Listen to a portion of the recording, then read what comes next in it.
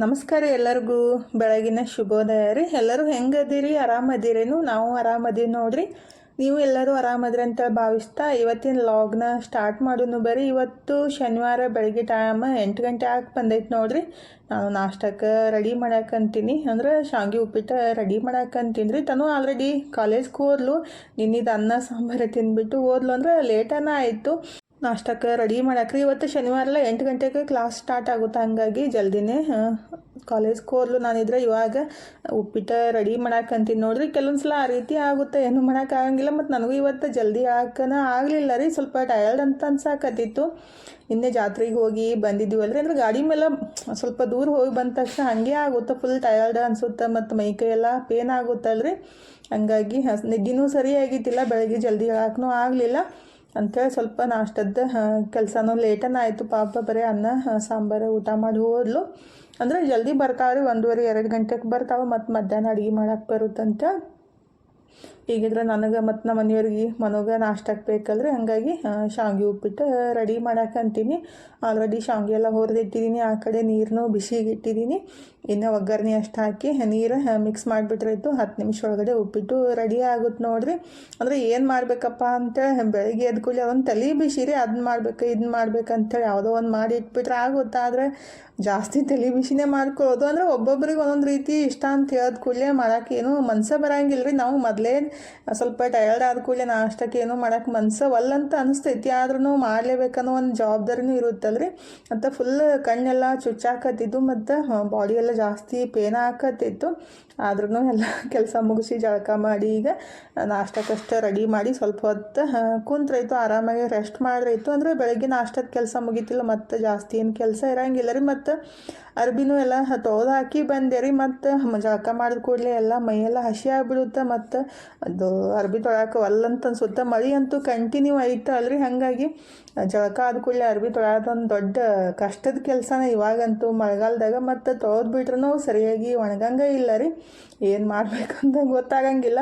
ಹಾಗಾರಿ ಹೊರಗಡೆ ಸಣ್ಣಗೆ ಮಳೆ ಐತಿ ಅಂದ್ರೆ ಅದು ಜಾಸ್ತಿ ಜೋರೂ ಇಲ್ಲ ಮತ್ತು ಬಿಸಿಲೂ ಇಲ್ಲ. ಹಿಂಗಾದಾಗ ಏನೈತಿಲ್ಲ ಕ್ಲೈಮ್ಯಾಟ್ಸ್ ಫುಲ್ ಏನು ಮಬ್ಬಾಗ್ಬಿಡುತ್ತೆ ನಮ್ಮ ಭಾಷೆ ಒಳಗೆ ಹೇಳ್ಬೇಕಂದ್ರೆ. ಮನುಷ್ಯ ರೀ ನಮ್ಮ ಮನೆಯವ್ರಿಗೂ ಕೆಲ್ಸಕ್ಕೆ ಹೋಗಿತ್ತಿಲ್ಲ ರೀ, ನಾಷ್ಟ ಮಾಡಿ ಕುಂತಿದ್ವಿ. ಮತ್ತು ಕೊಬ್ಬರಿ ತೆಗೆದು ಕೊಡ್ರಿ, ನಾನು ಅದನ್ನ ಹೋಳ್ಗೆ ಮಾಡ್ತಂತ ಹೇಳಿದ ಕೂಡಲೇ ಅವರು ತೆಗಿಯಾಕಂತಾರೆ ನೋಡ್ರಿ.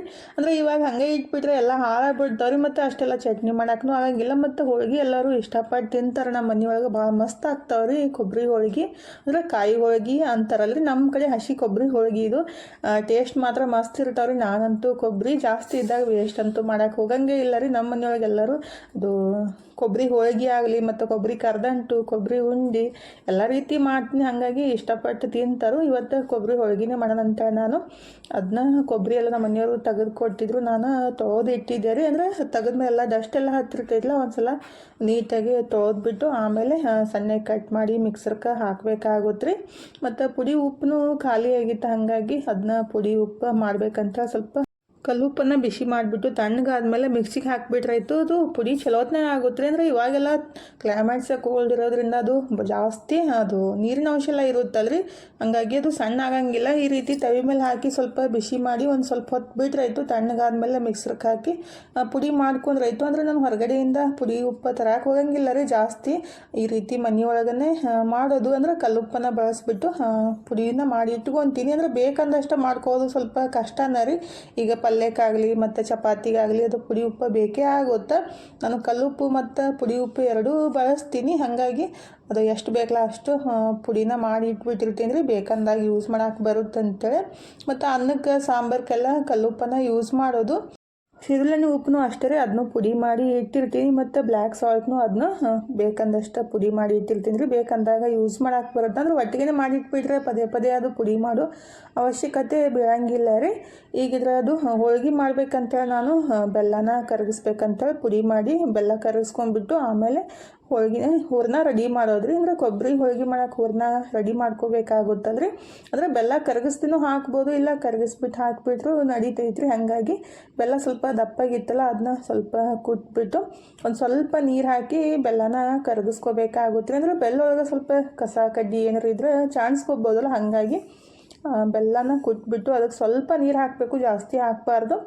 ಸಣ್ಣ ಉರಿ ಒಳಗನೆ ಬೆಲ್ಲ ಎಲ್ಲ ಕರಗೋ ಮಟ್ಟ ಬಿಸಿ ಮಾಡ್ಕೊಂಡ್ಬಿಟ್ಟು ಅಂದ್ರೆ ಜಾಸ್ತಿ ಜೋರು ಉರಿ ಇಟ್ಬಿಟ್ರೆ ಅದು ಪಾಕ ಆಗಿಬಿಡುತ್ತೆ ರೀ. ಹಾಗಾಗಿ ಸಣ್ಣ ಉರಿ ಒಳಗನೆ ಬೆಲ್ಲ ಕರಗೋ ಮಟ್ಟ ವೇಟ್ ಮಾಡಬೇಕು.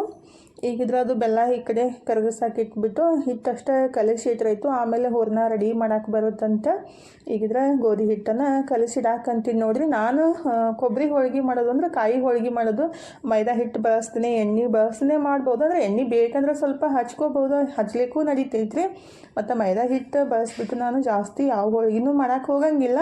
ಶೇಂಗದ ಹೋಳ್ಗಿಗೂ ಅಷ್ಟೇ ರೀ, ಸ್ವಲ್ಪ ಮೈದಾ ಹಿಟ್ಟು ಮತ್ತು ಜಾಸ್ತಿ ಗೋಧಿ ಹಿಟ್ಟನ್ನು ಬಳಸ್ಬಿಟ್ಟು ಮಾಡೋದು. ಅಂದರೆ ಭಾಳ ದಿವಸ ಒಂದು 5-6 ದಿವಸ ಇಡ್ತೀವಲ್ಲ, ಹಾಗಾಗಿ ಅದು ಸ್ವಲ್ಪ ಕ್ರಿಸ್ಪಿನೆಸ್ ಬರಲಿ ಅಂತ ಆ ರೀತಿ ಮಾಡ್ತೀವಿ ಅಷ್ಟೇ ರೀ. ಇನ್ನು ಕೊಬ್ಬರಿ ಹೋಳ್ಗೆ ಮಾಡಾಕ್ರಿ ಫಸ್ಟಿಗೆ ಕೊಬ್ಬರಿನ ಮಿಕ್ಸರ್ಗೆ ಹಾಕಿ ತೊಗೋಬೇಕಾಗುತ್ತೆ. ಅಂದರೆ ಈ ರೀತಿ ಹೋಳ್ಗೆ ಮಾಡಿಬಿಟ್ರೆ 2-3 ದಿವಸ ಇಟ್ರೂ ಹಾಳಾಗಂಗಿಲ್ಲ ರೀ. 2-3 ದಿವಸ ತನಕನೂ ತಿನ್ಬೋದು. ಟೇಸ್ಟ್ ಮಾತ್ರ ಮಸ್ತ್ ಇರ್ತಾವೆ. ಈಗಿದ್ರೆ ಕೊಬ್ಬರಿ ಎಲ್ಲ ಮಿಕ್ಸರ್ಗೆ ಹಾಕಿ ಈ ರೀತಿ ಅದನ್ನ ಪುಡಿ ಮಾಡ್ಕೋಬೇಕ್ರಿ. ಅಂದರೆ ನೀವು ತುರಿದ್ಬಿಟ್ಟಾದರೂ ಯೂಸ್ ಮಾಡ್ಕೋಬೋದು, ನಮ್ಗೆ ತುರಿಯೋಕೆ ಆಗಂಗಿಲ್ಲ. ಮತ್ತು ಹೆರಚ್ಬಿಟ್ಟು ಯೂಸ್ ಮಾಡಿಬಿಟ್ರೆ ಅದು ಏನಾಗುತ್ತಂದರೆ ಸ್ವಲ್ಪ ದಪ್ಪಾಗಿರುತ್ತೆ. ಹಾಗಾಗಿ ನಾನು ಕಟ್ ಮಾಡಿ ಮಿಕ್ಸರ್ಗೆ ಹಾಕಿನೇ ತೊಗೊಳ್ಳೋದು. ಈಗ ಎಲ್ಲ ಕೊಬ್ಬರಿ ಮಿಕ್ಸರ್ಗೆ ಹಾಕಿ ತೊಗೊಂಡಿದ್ದೀನಿ ರೀ. ಏನು ಬೆಲ್ಲ ಕರಗಿಸ್ತೀನಲ್ಲ ಅದನ್ನ ಸೋಸ್ಬಿಟ್ಟು ಇದಕ್ಕೆ ಮಿಕ್ಸ್ ಮಾಡ್ಕೋಬೇಕಾಗುತ್ತೆ. ಅಂದರೆ ನಮಗೆ ಎಷ್ಟು ರುಚಿಗೆ ಬೇಕಾಗುತ್ತಲ್ಲ ಅಷ್ಟು ಬೆಲ್ಲ ಹಾಕಿದ್ರೆ ಆಗುತ್ತೆ. ಅಂದರೆ ಕೆಲವೊಬ್ರಿಗೆ ಸ್ವೀಟ್ ಜಾಸ್ತಿ ಬೇಕಾಗುತ್ತೆ, ಕೆಲವೊಬ್ರಿಗೆ ಸ್ವೀಟ್ ಕಮ್ಮಿ ಬೇಕಾಗುತ್ತಲ್ಲ. ಹಾಗಾಗಿ ನಮಗೆ ಎಷ್ಟು ಸ್ವೀಟ್ ಬೇಕಾಗುತ್ತಲ್ಲ ನೋಡ್ಕೊಂಡ್ಬಿಟ್ಟು ಬೆಲ್ಲನ ಹಾಕಬೇಕಾಗುತ್ತೆ. ಈಗ ನಾನು ಎಷ್ಟು ಬೇಕಲ್ರಿ ರುಚಿ ತಕ್ಕಷ್ಟು ಬೆಲ್ಲನ ಹಾಕಿಬಿಟ್ಟು ಬೆನ್ಸಾಕಿ ಇಟ್ಟಿದ್ದೀನಿ ರೀ. ಸಣ್ಣ ಉರಿ ಒಳಗೆ ಒಂದು 7-8 ನಿಮಿಷ ಬೆನ್ಸ್ಕೋಬೇಕಾಗುತ್ತೆ. ಅಂದ್ರೆ ಅದು ಒಂದು ಹದಕ್ಕೆ ಬರಬೇಕಾಗುತ್ತೆ ರೀ, ತಳ ಎಲ್ಲ ಬಿಟ್ಟು ಬರಬೇಕು, ಅಷ್ಟು ತನಕ ಬೆನ್ಸ್ಕೋಬೇಕಾಗುತ್ತೆ. ಅದನ್ನೇ ಹಾಕತ್ತಿದ್ದೆ ನಮ್ಮ ಮನೆಯವರಿಗೆ, ನೀವು ಬರೀ ಎಲ್ಲನೂ ಗಡಿಬಿಡಿನೇ ಮಾಡ್ತೀರಿ ಅಂದರೆ ರೆಡಿಯಾಗಿ ತೆಗೆದ್ಬಿಡು, ಸುಮ್ಮನೆ ಗ್ಯಾಸ್ ವೇಸ್ಟ್ ಮಾಡ್ತೀನಿ ಅಂತ ಅನಾಕತ್ತಿದ್ರು. ಅದು ಪರ್ಫೆಕ್ಟಾಗಿ ರೆಡಿ ಆಗ್ಬೇಕ್ರಿ, ಆವಾಗನ ಹೋಳ್ಗೆ ಸರಿ ಆಗ್ತಾವೆ. ಇಲ್ಲಾಂದರೆ ಹೋಳ್ಗೆ ಬಿಟ್ಟು ಹೂರಣ ಎಲ್ಲ ಹೊರಗೆ ಬರುತ್ತೆ. ನಿಮ್ಮ ಮಾತು ಕೇಳಿಬಿಟ್ರಂತೆ ಹೇಳಾಕತ್ತಿದ್ದೆ. ಈಗಿದ್ರೆ ಅದು ಒಂದು 6-7 ನಿಮಿಷ ಚಲೋ ಹೊತ್ನಾಗೆ ಬೆನ್ಸ್ಕೊಂಡ್ಮೇಲೆ ಲಾಸ್ಟಿಗೆ ಸ್ವಲ್ಪ ತುಪ್ಪ ಮತ್ತು ಏಲಕ್ಕಿ ಪುಡಿ ಹಾಕಿ ಅದು ಸ್ಟಫಿಂಗ್ ರೆಡಿ ಮಾಡ್ಕೋಬೇಕಾಗುತ್ತೆ. ಅಂದರೆ ಕೆಲವೊಬ್ಬರು ಬೇರೆ ರೀತಿ ಮಾಡ್ತಿರ್ಬೋದು, ಬಟ್ ನಾನು ಯಾವಾಗಲೂ ಇದೇ ರೀತಿ ಮಾಡೋದ್ರಿ. ಟೇಸ್ಟ್ ಮಾತ್ರ ಮಸ್ತ್ ಇರ್ತಾವೆ. ಈಗ ಒಂದು 7-8 ನಿಮಿಷ ಚಲೋ ಹೊತ್ನಾಗೆ ಬೆನ್ಸ್ಕೊಂಡ್ಬಿಟ್ಟು ಅಂದ್ರೆ ಕೈ ಆಡಿಸ್ತಾನೆ ಇರಬೇಕ್ರಿ, ಕೈ ಬಿಡಾಕೆ ಹೋಗಬಾರ್ದು, ಇಲ್ಲಾಂದ್ರೆ ತಳ ಹತ್ತುತ್ತೆ. ಹಾಗಾಗಿ ಚಲೋ ಹೊತ್ನಾಗ ಇದೇ ರೀತಿ ಎಲ್ಲ ಕೈ ಆಡಿಸ್ತಾ ಬೆನ್ಸ್ಕೊಂಡ್ಬಿಟ್ಟು ಲಾಸ್ಟಿಗೆ ಸ್ವಲ್ಪ ಏಲಕ್ಕಿ ಪುಡಿ 1-2-3 ಚಮಚದಷ್ಟು ತುಪ್ಪ, ಅಂದರೆ ಬೇಕಂದ್ರೆ ಹಾಕ್ಬೋದು, ಇಷ್ಟ ಇಲ್ಲಾಂದ್ರೆ ಸ್ಕಿಪ್ ಮಾಡಿದ್ರು ನಡೀತೈತ್ರಿ. ಈಗಿದ್ರೆ ನಾನು ಚಲೋ ಹೊತ್ನಾಗೆ ಮಿಕ್ಸ್ ಮಾಡಾಕಂತೀನಿ ನೋಡ್ರಿ, ತುಪ್ಪ ಎಲ್ಲ ಹಾಕಿಬಿಟ್ಟು. ಆಮೇಲೆ ಮಿಕ್ಸ್ ಆದಮೇಲೆ ತಣ್ಣಗಾಗಕ್ಕೆ ಬಿಡಬೇಕಾಗುತ್ತೆ. ಒಂದು ಅರ್ಧ ತಾಸಾದ್ರೂ ಬೇಕ್ರಿ. ಪೂರ್ತಿಯಾಗಿ ತಣ್ಣಗಾದ್ಮೇಲೆ ಹೋಳ್ಗೆ ಮಾಡ್ಕೊಳಕ್ಕೆ ಬರುತ್ತೆ. ಅಂದರೆ ನಿಮ್ಗೆ ಹೋಳ್ಗೆ ಬೇಕಂದ್ರೆ ಹೋಳ್ಗೆ ಮಾಡ್ಕೋಬೋದು, ಇಲ್ಲಾಂದ್ರೆ ನಿಮ್ಗೆ ಹೋಳ್ಗೆ ಇಷ್ಟ ಇಲ್ಲಾಂದ್ರೆ ಇದೇ ರೀತಿ ಉಂಡಿನೂ ತಿನ್ಬೋದು, ಇಲ್ಲಾಂದ್ರೆ ಒಂದು ಪ್ಲೇಟಿಗೆ ತುಪ್ಪ ಎಲ್ಲ ಹಚ್ಬಿಟ್ಟು ಕರ್ದಂಟ ಥರನೂ ಮಾಡಿಕೊಂಡು ತಿನ್ಬೋದು. ಯಾವ ಥರ ಇಷ್ಟ ಆಗುತ್ತಲ್ರಿ ಆ ರೀತಿ ಮಾಡ್ಬೋದು. ನಮ್ಮ ಮನೆಯೊಳಗೆ ಯಾವುದೇ ಮಾಡಿಕೊಟ್ರೂ ಇಷ್ಟಪಟ್ಟು ತಿಂತಾರೋ, ಅಂದರೆ ಕರ್ದಂಟು ಮಾಡಿದ್ರೂ ಇಷ್ಟಪಟ್ಟು ತಿಂತಾರೋ, ಮತ್ತು ಈ ರೀತಿ ಉಂಡೆ ಮಾಡಿಕೊಟ್ರೂ ಇಷ್ಟಪಟ್ಟು ತಿಂತಾರೆ. ನಮ್ಮ ಮನೆಯವರಿಗೆ ಹೋಳ್ಗೆ ಮಾಡಿದ್ರೆ ಜಾಸ್ತಿ ಇಷ್ಟ ಆಗುತ್ತೆ ರೀ. ಹಾಗಾಗಿ ಹೋಳ್ಗೆನೇ ಮಾಡ್ಬೇಕಂತ ರೆಡಿ ಮಾಡಾಕಂತೀನಿ. ಅಂದ್ರೆ ನಾವು ಈ ರೀತಿ ಉಂಡೆ ಅಥವಾ ಕರ್ದಂಟು ಮಾಡ್ಬೇಕಂದ್ರೆ ಸ್ವಲ್ಪ ಅದಕ್ಕೆ ಡ್ರೈ ಫ್ರೂಟ್ಸನ್ನು ತುಪ್ಪನಾಗ ಹುರಿದ್ಬಿಟ್ಟು ಮಿಕ್ಸ್ ಮಾಡಿಬಿಟ್ರೆ ಇದು ಸಖತ್ತಾಗಿರೋದ್ರಿ. ತಿನ್ನೋ ಮುಂದಾಗ ಬಾಯಿಗೆಲ್ಲ ಡ್ರೈ ಫ್ರೂಟ್ಸ್ ಎಲ್ಲ ಸಿಗ್ತಾವಲ್ಲ, ಟೇಸ್ಟ್ ಮಾತ್ರ ಮಸ್ತ್ ಇರ್ತಾವೆ. ಈಗಿದ್ರೆ ನಾನು ಹೋಳ್ಗೆ ಮಾಡ್ಬೇಕಂತ ಎಷ್ಟು ಬೇಕಲ್ರಿ, ಅಂದರೆ ಯಾವ ಸೈಜಿಗೆ ಬೇಕಲ್ಲ ಆ ಸೈಜಿಗೆ ಉಂಡಿನ ಮಾಡಿ ಇಟ್ಕೊಳಕಂತೀನಿ. ಅಂದರೆ ಪದೇ ಮಾಡೋಕ್ಕಿಂತ ಒಟ್ಟಿಗೆ ಎಲ್ಲ ಮಾಡಿಟ್ರಾಯ್ತು. ಹೋಳ್ಗೆ ಮಾಡೋ ಮುಂದಾಗ ಈಜಿ ಆಗುತ್ತೆ ರೀ, ಮತ್ತು ಕೈನೂ ಹಲ್ಸಾಗಂಗಿಲ್ಲಲ್ಲ, ಅಂದರೆ ಕೈಗೆಲ್ಲ ಹತ್ತಂಗಿಲ್ಲ. ಮತ್ತು ನಾವು ಒಂದು ಹೋಳ್ಗೆ ಮಾಡೋ ಮುಂದಾಗ ಒಂದು ಉಂಡೆ ಮಾಡ್ಕೊಂಡ್ಬಿಟ್ರೆ ಅದೇನೈತಲ್ಲ ಕೈಗೆಲ್ಲ ಹತ್ತುತ್ತೆ. ಹಾಗಾಗಿ ಒಂದು ಸಲಕ್ಕನ ಉಂಡೆ ಮಾಡಿ ಇಟ್ರಾಯ್ತು. ನಮ್ಗೆ ಹೋಳ್ಗೆ ಮಾಡೋಕೆ ಆಗ್ಲಿಕ್ಕಂದ್ರೂ ಹಂಗೆ ತಿಂದ್ಬಿಟ್ಟು ಖಾಲಿ ಮಾಡಿಬಿಡ್ತಾರೆ ಮಕ್ಕಳು, ಅಷ್ಟು ಇಷ್ಟ ಟೇಸ್ಟ್ ಇರುತ್ತೆ. ಸ್ವಲ್ಪ ತುಪ್ಪ ಏಲಕ್ಕಿ ಪುಡಿ ಎಲ್ಲ ಹಾಕಿದಾಗ ಹಾಗಾದ್ರೆ ಒಂದಿಷ್ಟು ಉಂಡೆ ಆಗಿದ್ದು ಎಷ್ಟು ಮಸ್ತಾಗಿ ಕಾಣಕಂತವು. ನೋಡ್ತಾ ಇದ್ರೇ ತಿನ್ಬೇಕಂತ ಅನ್ಸಾಕತ್ತಿತ್ತು. ಡ್ರೈ ಫ್ರೂಟ್ಸ್ ಹಾಕ್ಬಿಟ್ರಂತೂ ತಿನ್ನೋಮ್ದ ಇನ್ನೂ ಸಖತ್ತಾಗಿರುತ್ತೆ. ಇನ್ನು ಪಟ್ ಅಂತ ಎಲ್ಲ ಉಂಡೆ ಮಾಡಿಬಿಟ್ಟು ಇನ್ನು ಹೋಳ್ಗೆ ಮಾಡೋಕೆ ಸ್ಟಾರ್ಟ್ ಮಾಡಿದ್ದೀನಿ ನೋಡಿರಿ. ಹೋಳ್ಗೆ ಮಾಡೋ ಮುಂದಾಗ ಏನೈತಲ್ಲ ಅದು ಕೊಬ್ಬರಿದು ಹೂರಣ ಏನು ಮಾಡಿ ಇಟ್ಟಿರ್ತೀವಲ್ರಿ, ಅದಕ್ಕಿಂತ ಸ್ವಲ್ಪ ಕಮ್ಮಿನೇ ಅದು ಹಿಟ್ಟು ತೊಗೋಬೇಕಾಗುತ್ತೆ. ಗೋಧಿ ಹಿಟ್ಟು ರೀ ಕಲಸಿದ್ದು. ಸ್ವಲ್ಪ ಗೋಧಿ ಹಿಟ್ಟನ್ನು ಕಮ್ಮಿ ತೊಗೊಂಡ್ಬಿಟ್ಟು ಈ ರೀತಿ ಅದು ಉಂಡೆ ಮಾಡಿ ಇಟ್ಟಿರ್ತೀವಲ್ರಿ, ಹಿಟ್ಟು ಹಚ್ಬಿಟ್ಟು ಈ ರೀತಿ ಬೌಲ್ ಥರ ಮಾಡ್ಕೋಬೇಕು. ಆಮೇಲೆ ಈ ಸ್ಟಫಿಂಗನ್ನು ಒಳಗಿಟ್ಟು ನಾವು ಹೋಳ್ಗೆ ಯಾವ ರೀತಿ ಮಾಡ್ತೀವಲ್ರಿ ಸೇಮ್ ಅದೇ ರೀತಿ ಆಲ್ಮೋಸ್ಟ್ ಎಲ್ಲರಿಗೂ ಗೊತ್ತಿರುತ್ತೆ. ಅಂದರೆ ಹೂರ್ಣ ಹೋಳ್ಗೆ ಬರ್ಲಿಕ್ಕಂದ್ರೂ ಅದು ಕೊಬ್ಬರಿ ಹೋಳ್ಗೆ ಆರಾಮ್ಸ್ರಿ ಮಾಡ್ಬೋದು. ಮಾಡಿಟ್ಬಿಟ್ರೆ ಇತ್ತು ಒಂದು 2-3 ದಿವಸ ತನಕ ತಿನ್ಬೋದು ರೀ. ಟೇಸ್ಟ್ ಮಾತ್ರ ಮಸ್ತ್ ಇರ್ತಾವೆ, ತುಪ್ಪ ಎಲ್ಲ ಹಚ್ಕೊಂಡು ಸುತ್ಕೊಂಡು ತಿನ್ನಾಕ. ಈಗಿದ್ರೆ ಈ ರೀತಿ ಎಲ್ಲ ಸ್ಟಫಿಂಗ್ ಮಾಡ್ಕೊಂಡ್ಬಿಟ್ಟು ಲಟ್ಟಿಸಿ ಬೆನ್ಸ್ಕೊಂಡ್ಬಿಟ್ರೆ ಇತ್ತು ಹೋಳ್ಗೆ ರೆಡಿ ಆಗ್ತಾವೆ ನೋಡಿರಿ. ಅಂದರೆ ಭಾಳ ತೆಳ್ಳಗೆ ಮಾಡ್ಕೊಳಕ್ಕೆ ಹೋಗಬಾರ್ದು, ಮೀಡಿಯಮ್ ಆಗಿನೇ ಲಟ್ಟಿಸಿ ತೊಗೋಬೇಕಾಗುತ್ತೆ ರೀ. ಅಂದರೆ ನಾವು ಹೋಳಿಗೆ ದೊಡ್ಡ ಬೇಕಂದ್ರೆ ನೀವು ಸ್ವಲ್ಪ ಸ್ಟಫಿಂಗ್ನು ಜಾಸ್ತಿ ತೊಗೋಬೇಕು ಮತ್ತು ಹಿಟ್ಟನ್ನು ಜಾಸ್ತಿ ತೊಗೊಂಡಾಗೇನಿಲ್ಲ ಹೋಳಿಗೆನೂ ದೊಡ್ಡ ಆಗ್ತಾವೆ. ಅಂದರೆ ಇಷ್ಟಿದ್ರೇ ಬೆಸ್ಟ್ ರೀ, ಒಂದು ತಿನ್ನಷ್ಟು ಅದು ಸಾಕಾಗ್ಬಿಡುತ್ತೆ, ಮತ್ತು ಬೇಕಂದಾಗ ಮತ್ತು ತಿನ್ನಕ್ಕೆ ಬರುತ್ತಲ್ಲ. ಹಾಗಾಗಿ ನಾನು ಸ್ವಲ್ಪ ಸಣ್ಣನೇ ಮಾಡಿದ್ದು. ನಾವು ಊರಿನ ಹೋಳಿಗೆ ಎಲ್ಲ ಸ್ವಲ್ಪ ಜಾಸ್ತಿ ದೊಡ್ಡನೇ ಮಾಡೋದ್ರಿ. ಆದರೆ ಈ ರೀತಿ ಕೊಬ್ಬರಿ ಹೋಳಿಗೆ ಆಗಲಿ ಶೇಂಗಾದ ಹೋಳಿಗೆ ಆಗಲಿ ಸ್ವಲ್ಪ ಸಣ್ಣ ಸೈಜ್ನೇ ಮಾಡ್ತೀನಿ. ಹಾಗಾಗಿ ಈ ರೀತಿ ಅದು ಸ್ಟಫಿಂಗ್ ಎಲ್ಲ ಮಾಡ್ಕೊಂಡ್ಬಿಟ್ಟು ಲಟ್ಟಿಸಿ ಬೆನ್ಸ್ಕೊಂಡ್ರಾಯ್ತು. ಬೇಕಾದರೆ ಇದಕ್ಕೆ ಎಣ್ಣೆ ಹಚ್ಕೊಂಡು ಬೆನ್ಸ್ಕೋಬೋದು, ಇಲ್ಲಾಂದ್ರೆ ಹಂಗನೂ ಬೆನ್ಸ್ಕೋಬೋದು ನೋಡಿರಿ. ಅಂದರೆ ಹಂಗೆ ಬೆನ್ಸ್ಕೊಂಡ್ರೂ ನಡೆಯುತ್ತೆ, ಎಣ್ಣೆ ಹಚ್ಚಿ ಬೆನ್ಸ್ಕೊಂಡ್ಬಿಟ್ರು ನಡೆಯುತ್ತೆ. ನಾನಿದ್ರೆ ಸ್ವಲ್ಪ ಎಣ್ಣೆನ ಸ್ಪ್ರೇ ಮಾಡಿ ಬೆನ್ಸ್ಕೊಳ್ಳೋಣಂತ ಅಂದ್ಕೊಂಡಿದ್ದೀನಿ. ಹಂಗೆ ಸ್ವಲ್ಪ ಹಿಟ್ಟು ಹಚ್ಚಿ ಲಟ್ಸಿರ್ತೀವಲ್ರಿ, ಅದು ಹಿಟ್ಟೆಲ್ಲ ಹೋಗ್ಲಿ ಅಂತ ಅಷ್ಟೇ ಎಣ್ಣೆ ಸ್ವಲ್ಪ ಲೈಟಾಗಿ ಸ್ಪ್ರೇ ಮಾಡಿದ್ದು. ನಿಮಗೆ ಎಣ್ಣೆ ಇಷ್ಟ ಇಲ್ಲ ಅಂದರೆ ನೀವು ಹಂಗನ ಅದು ಬೆನ್ಸ್ಕೊಂಡು ಇಡ್ಬೋದು. ಸ್ವಲ್ಪ ಆರಾಕ್ಬಿಟ್ಟು ಒಂದು ಡಬ್ಬಿಗೆ ಹಾಕಿ ಇಟ್ಬಿಟ್ರಾಯ್ತು. ಅಂದರೆ ಸ್ವಲ್ಪ ಗಾಳಿ ಆಡಪ್ಲೆ ಆವಾಗ ಅದು 2-3 ದಿವಸ ತನಕ ಇಟ್ಟರು ಹಾಳಾಗಂಗಿಲ್ಲ ನೋಡಿರಿ. ನನ್ನ ಮಗಳಿಗೆ ಈ ರೀತಿ ಉಂಡೆ ಅಂದರೆ ಜಾಸ್ತಿ ಇಷ್ಟ ಆಗುತ್ತೆ, ಮನಗೂ ಅಷ್ಟೇ ರೀ. ಹಾಗಾದ್ರೆ ಹೋಳಿಗೆ ಎಷ್ಟು ಮಸ್ತಾಗೆ ಉಬ್ಬಿ ಬರಾಕಂತವು. ಅಂದರೆ ಮೈದಾ ಹಿಟ್ಟೂ ಬೇಕಾಗಿಲ್ಲ ಮತ್ತು ಎಣ್ಣೆನೂ ಬೇಕಾಗಿಲ್ಲ, ಆರಾಮ್ಸ್ರಿ ಈ ರೀತಿ ಕಾಯಿ ಹೋಳಿಗೆ ಮಾಡ್ಬೋದು ನೋಡಿರಿ. ನೀವು ಒಂದ್ಸಲ ಖಂಡಿತ ಟ್ರೈ ಮಾಡಿರಿ. ಇವಾಗಂತೂ ಶ್ರಾವಣ ಐತಿ, ದೇವರಿಗೆ ಹೋದಾಗ ಕಾಯಿ ಸ್ವಲ್ಪ ಎಲ್ಲ ಜಾಸ್ತಿ ಒಡ್ಸ್ಕೊಂಡು ಬಂದುಬಿಟ್ಟಿರ್ತೀವಿ, ಹಂಗೆ ಇಟ್ಟಾಗ ಹಾಳಾಗ್ಬಿಡ್ತಾವಲ್ಲ. ಹಾಗಾಗಿ ಈ ರೀತಿ ಮಾಡಿಕೊಟ್ಟಾಗ ಮನೆಯವರೆಲ್ಲ ಎಷ್ಟು ಇಷ್ಟಪಟ್ಟು ತಿಂತಾರೋ. ಮತ್ತು 2-3 ದಿವಸ ತನಕ ಇರ್ತಾವಲ್ರಿ, ಅದೇ ಒಂದು ಖುಷಿ ಆಗುತ್ತೆ. ಅಂದರೆ 2-3 ದಿವಸ ತನಕ ಏನಾದರೂ ಸ್ವಲ್ಪ ಅನ್ನ ಸಾಂಬಾರು ಮಾಡಿಬಿಟ್ಟು 1 ಅಥವಾ 2 ಹೋಳಿಗೆ ತಿಂದು ಅನ್ನ ಸಾಂಬಾರು ಉಂಡ್ಬಿಟ್ರೆ ಆಗಿಬಿಡುತ್ತಲ್ಲ. ಹಂಗಾಗಿ ಟೇಸ್ಟ್ನೂ ಚಲೋ ಇರುತ್ತೆ ಮತ್ತು ಮಾಡೋದೂ ಈಜಿ ರೀ, ಜಾಸ್ತಿ ಕಷ್ಟನೇ ಇಲ್ಲ. ನನಗಂತೂ ಎಷ್ಟು ಮಾಡಂತಿರಲ್ಲ ಅಷ್ಟು ಹೋಳಿಗೆ ಮಾಡಿ ಇಟ್ಬಿಡ್ತೀನಿ. ಈಗ ಎಷ್ಟು ಉಂಡೆ ಮಾಡಿ ಇಟ್ಟಿದ್ದೀನಲ್ರಿ ಎಲ್ಲನೂ ಮಸ್ತಾಗಿ ಪಟ್ ಅಂತ ಹೋಳಿಗೆ ಮಾಡಿಬಿಡ್ತೀನಿ. ಎಷ್ಟು ಮಸ್ತಾಗಿ ಉಬ್ಬಿ ಬರಾಕಂತಾವ ನೋಡಿರಿ. ಆಲ್ರೆಡಿ ಅಡುಗೆ ಎಲ್ಲ ಮುಗಿಸಿದ್ದೀನಿ ರೀ. ಅಂದರೆ ನಿನ್ನಿದು ಸಾಂಬಾರು ಇತ್ತು ಮತ್ತು ಸ್ವಲ್ಪ ಅದು ಹೀರಿಕೆ ಪಲ್ಯನೂ ಮಾಡಿದ್ದೀನಿ ಮತ್ತು ಅನ್ನ ಮಾಡಿದ್ದೀನಿ. ಹೋಳಿಗೆ ಅಷ್ಟು ಮಾಡಿಬಿಟ್ರಾಯ್ತು, ಅಡುಗೆನೂ ಕಂಪ್ಲೀಟ್ ಆಗುತ್ತೆ ನೋಡಿರಿ. ಡೈಲಿ ಹಬ್ಬದ ಅಡುಗೆನೇ ಆದಂಗೆ ಆಗ್ಬಿಟ್ಟೈತಿ. ನಿನ್ನೆನೂ ಕಡುಬು ಮಾಡಿದ್ದೆ ಮತ್ತು ಇವತ್ತು ಈ ಹೋಳಿಗೆ ಅಂದ್ಕೊಳ್ಳಿ ಸ್ವಲ್ಪ ಸ್ವೀಟೇ ಜಾಸ್ತಿ ಆಗಿಬಿಡುತ್ತೆ. ಆಲ್ರೆಡಿ ನಮ್ಮ ಮನೆಯೊಳಗೆ ಎಲ್ಲರದ್ದು ಊಟ ಸ್ಟಾರ್ಟ್ ಆಗೈತ್ರಿ. ಅಂದರೆ ಎಲ್ಲ ಅದು ಅಡುಗೆ ತೊಗೊಂಡು ಹೋಗ್ಬಿಟ್ಟು ಊಟ ಸ್ಟಾರ್ಟ್ ಮಾಡಿದ್ರು. ನಾನಿದ್ರೆ ಹೋಳಿಗೆ ಎಲ್ಲ ಮುಗಿಸಿ ಮತ್ತು ಚಪಾತಿನೂ ಸ್ವಲ್ಪ ಮಾಡಿದೆ ರೀ. ಫೈನಲಿ ಅಡುಗೆ ಎಲ್ಲ ಕಂಪ್ಲೀಟ್ ಆಯಿತು. ಎಷ್ಟು ಮಸ್ತಾಗಿ ಬಂದಾವ ನೋಡ್ರಿ ಹೋಳಿಗೆ.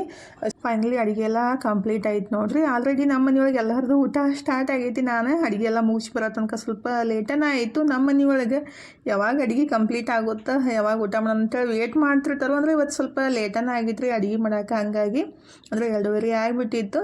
ಅವರು ಎಲ್ಲ ಊಟ ಮಾಡಾಕತ್ತಿದ್ರು, ನಾನು ಬಂದು ಊಟ ಸ್ಟಾರ್ಟ್ ಮಾಡಿದ್ದೀನಿ ನೋಡ್ರಿ. ಫಸ್ಟಿಗೆ ಏನೈತಲ್ಲ ಹೋಳಿಗೆ ಮತ್ತು ತುಪ್ಪ ತಿಂದ್ಬಿಟ್ಟು ಆಮೇಲೆ ಚಪಾತಿ ಮತ್ತು ಅನ್ನ ಊಟ ಮಾಡಿದ್ರಾಯ್ತು. ಹೀರಿಕೆ ಪಲ್ಯ ಅಂತ ಇವತ್ತು ಡಿಫ್ರೆಂಟಾಗಿ ಮಾಡಿದ್ದೆ ರೀ. ರೆಸಿಪಿ ಶೇರ್ ಮಾಡ್ಕೊಳಕ್ಕಾಗಲಿಲ್ಲ, ಅಂದರೆ ಮೊಬೈಲ್ ತೊಗೊಂಡು ಕುಂತ್ಬಿಡ್ತಾರೆ, ಕೊಡಂಗೇ ಇಲ್ಲ ರೀ. ಅಂದರೆ ಗ್ರೇವಿ ಥರ ಮಾಡಿದ್ದೆ, ಟೇಸ್ಟ್ ಮಾತ್ರ ಮಸ್ತಾಗಿತ್ತು. ಉಳ್ಳಾಗಡ್ಡಿ ಮತ್ತು ಟೊಮೊಟೊ ಪ್ಯೂರಿ ಎಲ್ಲ ಹಾಕಿಬಿಟ್ಟು ಟೇಸ್ಟ್ ಆಗಿತ್ತು. ನೆಕ್ಸ್ಟ್ ಟೈಮ್ ಮಾಡಿದಾಗ ರೆಸಿಪಿನ ಶೇರ್ ಮಾಡ್ಕೊತಿದ್ರೆ ಅಂದರೆ ಸೇಮ್ ಇಂಗ್ರೀಡಿಯೆಂಟ್ಸ ಮಾಡಮ್ದ ಸ್ವಲ್ಪ ಡಿಫ್ರೆಂಟಾಗಿ ಮಾಡಿಬಿಟ್ರೆ ಅದು ಟೇಸ್ಟ್ನೂ ಜಾಸ್ತಿ ಆಗುತ್ತಲ್ರಿ. ಆಲ್ರೆಡಿ ಎಲ್ಲರದ್ದು ಊಟ ಮುಗಿಯಾಕೆ ಬಂದೈತ್ರಿ. ನಾನು ಇವಾಗ ಊಟ ಸ್ಟಾರ್ಟ್ ಮಾಡಿದ್ದು. ನಮ್ಮ ಮನೆಯವ್ರದಂತೂ ಯಾವಾಗಲೂ ಊಟನೂ ಗಡಿಬಿಡಿ, ಎಲ್ಲರೂ ಹೋಗೋದು ಗಡಿಬಿಡಿ. ಹಂಗಂದ್ರೆ ನನಗೆ ಏನೋ ಟೆನ್ಷನ್ ಆದಂಗೆ ಅನ್ಸುತ್ತೆ ರೀ. ಯಾವಾಗಲೂ ಊಟ ಮಾಡಬೇಕಾದ್ರೂ ಅಷ್ಟೇ, ಎಲ್ಲರೂ ಹೋಗೋದಾದರೂ ಅಷ್ಟೇ. ಆಲ್ರೆಡಿ ಅಂದರೆ ಹಿಂದಿನ ದಿವಸನೇ ರೆಡಿ ಆಗಿಬಿಟ್ಟು ನಿಧಾನವಾಗಿ ಹೋದ್ರೇ ಅದು ಒಂದು ಮನಸ್ಸಿಗೆ ನೆಮ್ಮದಿ ಅಂತ ಅನ್ಸುತ್ತೆ ರೀ. ಊಟ ಮಾಡಬೇಕಾದ್ರೂ ಅಷ್ಟೇ ಸ್ವಲ್ಪ ನಿಧಾನವಾಗಿ ಸಾವಕಾಶವಾಗಿ ಉಂಡ್ರದು ಅಡುಗೆ ರುಚಿ ಗೊತ್ತಾಗುತ್ತಾ. ಗಬ ಉಂಡ್ಬಿಟ್ರೆ ಅದು ಏನೂ ರುಚಿನೇ ಗೊತ್ತಾಗಂಗಿಲ್ಲ ರೀ. ಎಲ್ಲ ಹೊಟ್ಟೆ ಹೋಗಿ ಅದು ಗಡಿಬಿಡಿ ಆದಂಗೆ ಆಗುತ್ತೆ ನನಗೆ. ಹಾಗಾಗಿ ನಾನಂತೂ ಸಾವಕಾಶ ಊಟ ಮಾಡೋದು. ಇನ್ನು ಊಟ ಎಲ್ಲ ಮುಗಿಸ್ಬೇಕು ನೋಡ್ರಿ. ಅಡುಗೆನೂ ಮಸ್ತಾಗಿತ್ತು, ಹಬ್ಬದ ಊಟ ಥರನೇ ಆಗಿತ್ತು. ಹೋಳಿಗೆ ಅನ್ನ ಸಾರು ಎಲ್ಲ ಊಟ ಮಾಡಿಬಿಟ್ಟು ರೆಸ್ಟ್ ಮಾಡಾಕಂತಿದ್ದೆ ರೀ. ಅಂದರೆ ಇವತ್ತು ಸಂಜೆಗೆ ಊಟ ಒಲ್ಲಂತ ಅನ್ಸಾಕತ್ತಿತ್ತು. ಲೇಟಾಗಿನೇ ಉಂಡಿದ್ದು. ಉಣ್ಬೇಕಾದ್ರೆ 3 ಗಂಟೆ ಆಗಿ ಹೋಗಿತ್ತಲ್ಲ, ಇನ್ನು 7 ಗಂಟೆ ಆಗಿತ್ತು. ಒಂದು ಕಪ್ ಚಹಾ ಕುಡಿದು ಮನ್ಕೊಂಡ್ಬಿಟ್ರಾಯ್ತು. ಅಂದರೆ ಸಂಜೆಗೆ ಅಂದರೆ ಮಧ್ಯಾಹ್ನ ಲೇಟಾಗಿ ಉಂಡಿದ್ದೆ ಅಂದರೆ ನಾನು ಸಂಜೆಗೆ ಊಟ ಜಾಸ್ತಿ ಮಾಡೋಕೆ ಹೋಗಂಗಿಲ್ಲ ರೀ. ಅಂದರೆ ನನಗೆ ಅದು ಡೈಜೆಷನ್ ಆಗಂಗಿಲ್ಲ. ಹಾಗಾಗಿ ನಾನು ಸ್ವಲ್ಪ ಚಹಾ ಅಥವಾ ಹಾಲು ಏನಾದರೂ ಕುಡಿದ್ಬಿಟ್ಟು ಮನ್ಕೊಂಡ್ಬಿಡ್ತೀನಿ. ಅದಕ್ಕೆ ಚಹಾ ಮಾಡಿ ನಮ್ಮ ಮನೆಯಲ್ಲಿ ಕೊಟ್ಟು ನಾನು ಕುಡಿಯೋಣಂತೆ ಚಾನೂ ರೆಡಿ ಮಾಡಾಕಂತಿದ್ರಿ. ಇವತ್ತಿನ ವಿಡಿಯೋನು ಇಲ್ಲೇ ಮುಗಿಸೋಣ್ರಿ. ಇವತ್ತಿನ ವಿಡಿಯೋ ಹೆಂಗೆ ಅನಿಸ್ತಂತ ಕಮೆಂಟ್ ಬಾಕ್ಸ್ ಒಳಗೆ ಹೇಳೋದು ಮರೆಯೋಕೆ ಹೋಗಬೇಡ್ರಿ. ವಿಡಿಯೋ ಇಷ್ಟ ಆಗಿದ್ರೆ ಲೈಕ್ ಮಾಡಿ, ಶೇರ್ ಮಾಡಿ, ಸಬ್ಸ್ಕ್ರೈಬ್ ಮಾಡ್ಕೊಂಡು ಸಪೋರ್ಟ್ ಮಾಡಿರಿ. ಇಷ್ಟು ತನಕ ವಿಡಿಯೋ ನೋಡಿದ್ದಕ್ಕೆ ತಮ್ಮೆಲ್ಲರಿಗೂ ತುಂಬ ಹೃದಯದ ಧನ್ಯವಾದಗಳು ರೀ. ಥ್ಯಾಂಕ್ ಯು ಫಾರ್ ವಾಚಿಂಗ್ ರೀ. ಬಾಯ್ ರೀ ಎಲ್ಲರಿಗೂ.